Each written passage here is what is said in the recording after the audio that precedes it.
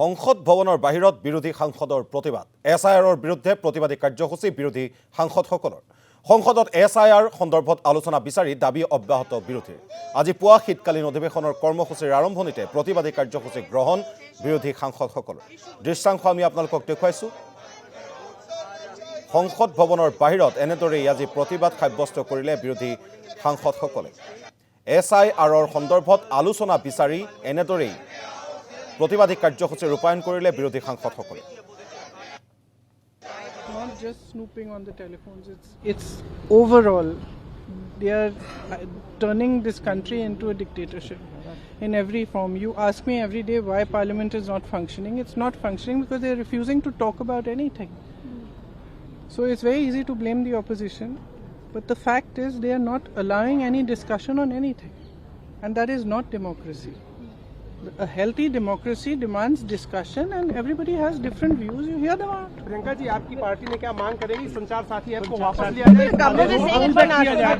At least roll back किया जाए। करना तो चाहिए। अभी मैंने सबसे बात नहीं की है, तो आज शायद वो चर्चा करके अपना डिसीजन लेंगे कि हमारा क्या स्टैंड है। लेकिन the fraud will be easy to report. The government for says. national security. but that's a very fine line, no?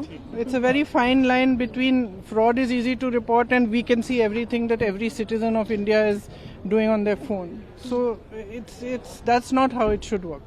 Okay. There should be an effective system to report fraud, and we've discussed this at great length on cyber security and this and that, and definitely there's a need for cyber security, but that doesn't mean that it gives you an excuse to go into every citizen's telephone.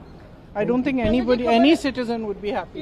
Opposition ये जो issue ढूंढ करके लाने का आवश्यकता नहीं है। Winter session parliament में बिजनेस तय किया गया है, बहुत सारा मुद्दे हैं और कई मुद्दे जो अपोजिशन ने भी उठाया है उस पर हम बातचीत करके आगे क्या करना है इसमें विचार करेंगे। नए नए मुद्दे ढूंढ करके पार्लियामेंट को डिस्टर्ब करने के लिए बहाना बनाने का कोई आवश्यकता नहीं है। हर मुद्दे अपने जगह में इम्पोर्टेंट है, लेकिन मुद्दे को आप हथियार बना करके पार्लियामेंट को स्टॉल करेंगे, ये तो ठीक नहीं है।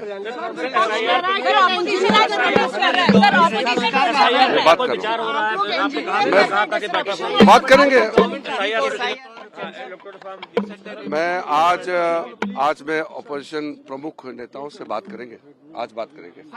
वैसे भी मैं टच में हूँ, मैं कुछ और बात लेकर के उनसे बात करूंगा। देखिए, हम शुरू से कहा है कि अपोजिशन पार्टी से बातचीत करने में हम बहुत ही अपने आप को आगे रखते हैं, मैं पीछे नहीं हटता हूं।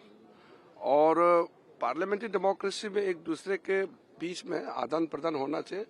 देखिए, उनके जो इश्यूज है उसको हम कम नहीं आंक रहे हैं, लेकिन इश्यूज बहुत होते हैं। एक इशू नहीं है, देश में कई इशू होते हैं। हम बात करेंगे। बीच का रास्ता निकल सकता है, आप कोशिश तो कर